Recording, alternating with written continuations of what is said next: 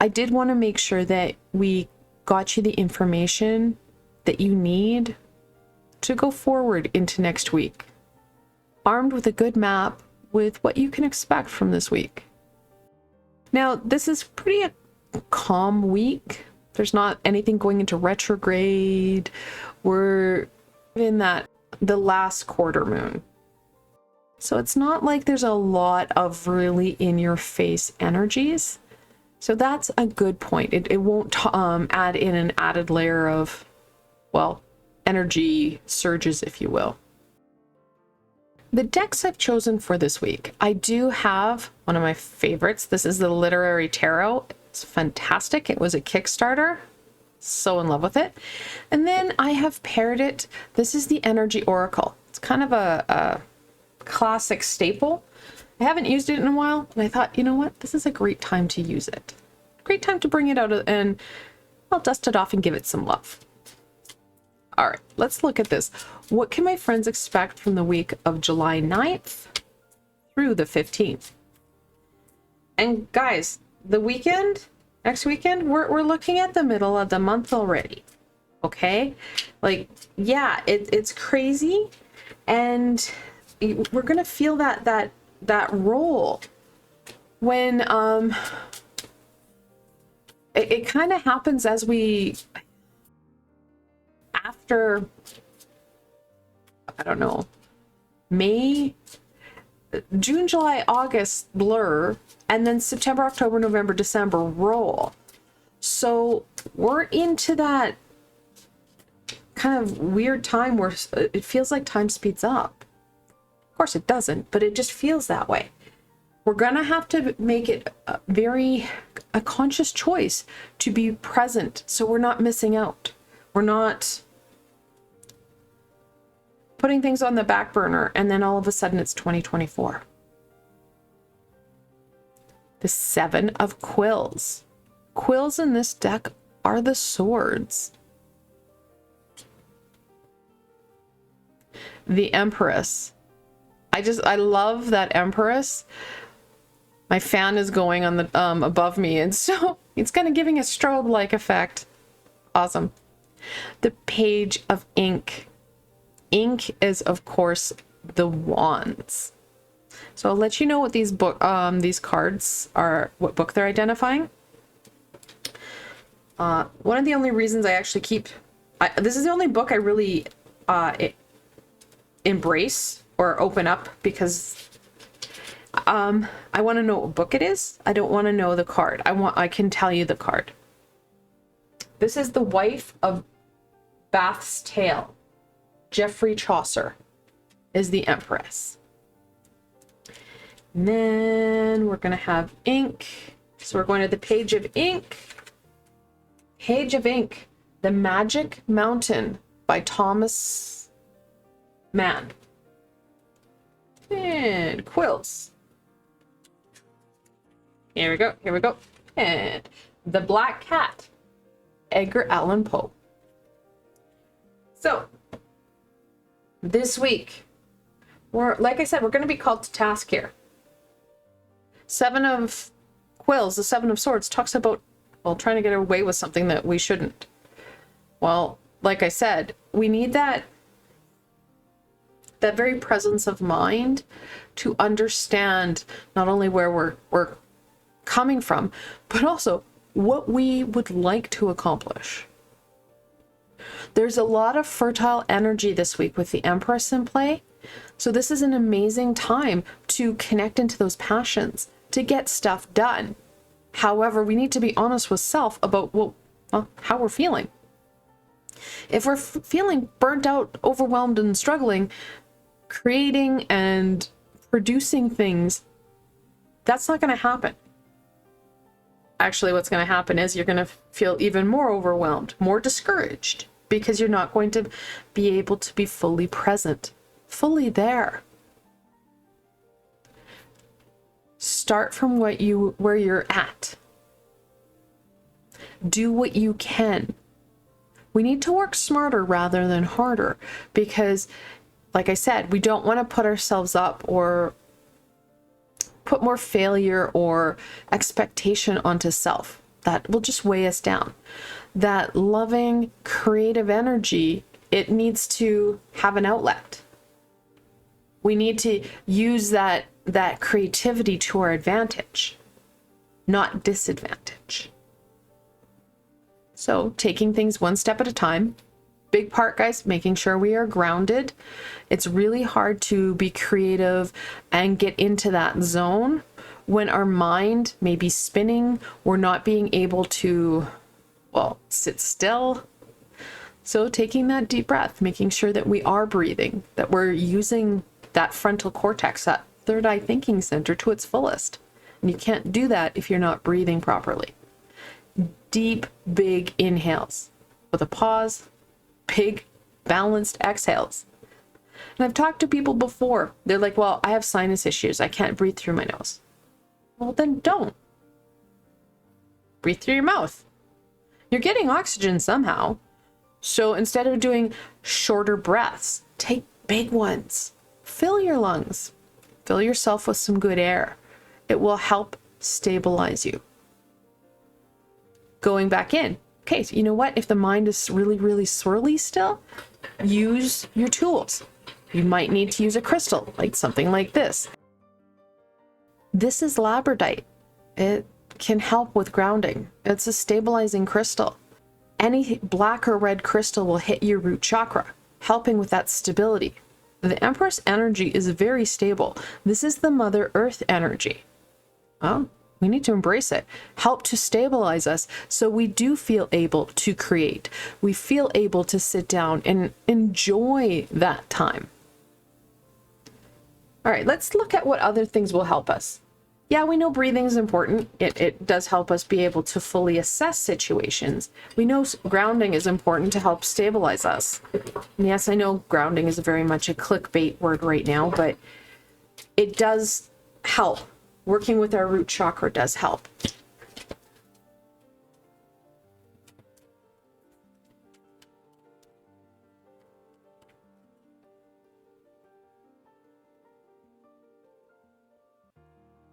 Blossoming abundance. Now, right away, the Empress is the third card. We have the third card in the Oracle deck. Some Oracle decks number their cards, others don't. It's not as necessary as it is with the tarot. But we have multiple threes like that. Right away, the angels are telling you something close to your heart needs to be expressed. And that's what the creativity is about. Expressing that, allowing those feelings, that energy out in a very productive, creative way. It's going to help you maintain and really get to know those Seven of Swords and what it is that you're trying to get away with, what it is that you need to connect in more with and be truthful about. That one's upside down too. The seventh chakra, Archangel Uriel. And I think this is why I don't use this deck very much. Where they've put the archangels isn't where I ever use these archangels, really. Archangel Uriel his name means fire of God. And he's more connected to the solar plexus than your crown chakra. He helps to really invigorate us. He's got that kind of fire, that inner fire piece. Now, don't get me wrong. We're going to be very supported by Archangel Uriel because we are trying to get out of that darkness, out of that kind of stickiness into a more high vibrational light. Getting out of that very closed box that our egos put us in and spreading our wings here. An amazing archangel does support us with that. We will need our willpower. We will need our courage and our determination to do this. Because again, we're pushing that boundary a bit. Not a lot, but a bit. Will we need our seventh chakra, our crown chakra? Absolutely. It helps us create. It helps us, well, not only get out of our head, but it helps us with those ahas that we want, that we need. So again, really, both really important.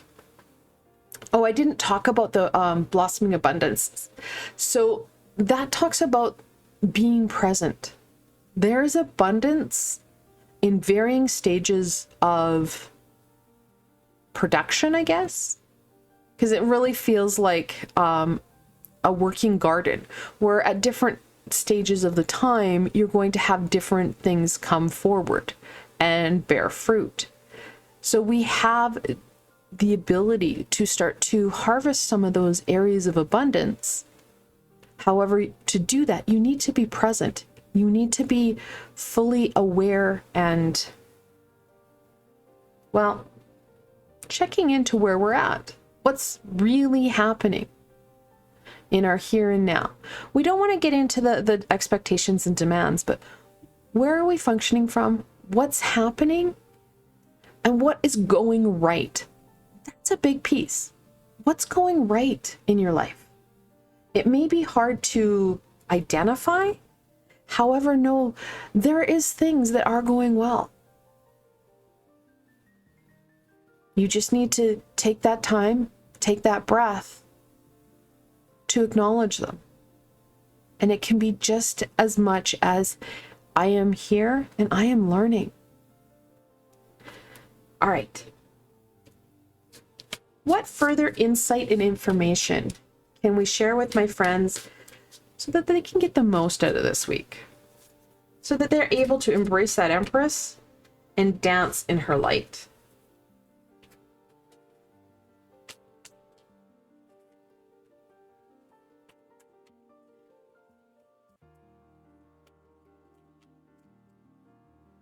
The one thing I love about this deck, they took different artists and different collaborators to create the deck.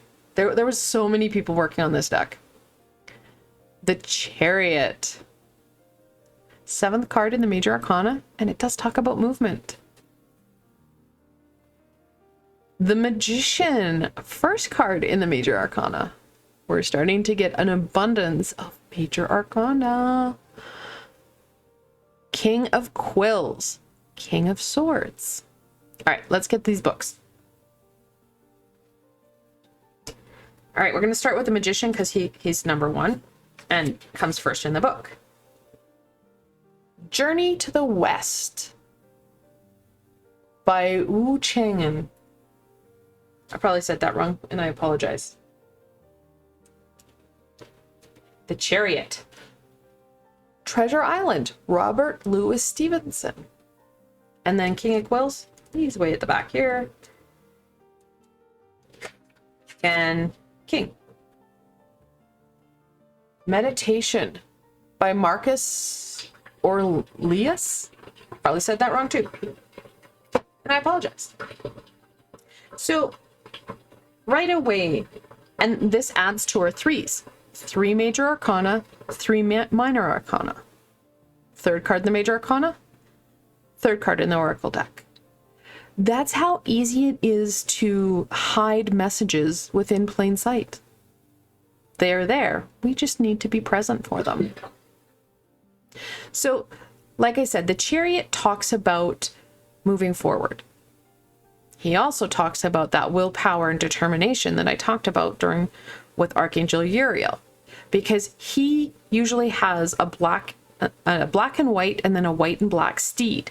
The original card had Sphinx. I've seen them in every animal correlation there is. He doesn't have reins though. That's the big piece. The original card, he did not have reins. He uses that willpower, that determination to drive his steeds forward. He is connected into the intuitional energy. He is connected into the Magician because he holds the wand. He has a lot of elements to him. Most of the Major Arcana do. So know that we need to be very present of mind. We need to be connecting in and using that willpower and drive. Now, what's more is that this is the 7th card in the Major Arcana, right below the 7 of Quills. And we have the 7th chakra. So 7s in angel messages. Guys, it's a lucky number. Good things are coming your way. Keep going. Leads us into the Magician, talks about using our abilities, trusting, and this is, I think, the more important piece, trusting our abilities, trusting ourselves. The Magician uses his everyday tools So his swords, his wands, his cups, his pentacles, and creates what it is he needs, what it is he wants, what is going to be important to them or to him and those around him. So taking that time, reaching out and reaching in to make things happen. What we don't like, we need to shift out of. How do we do that? Through creating.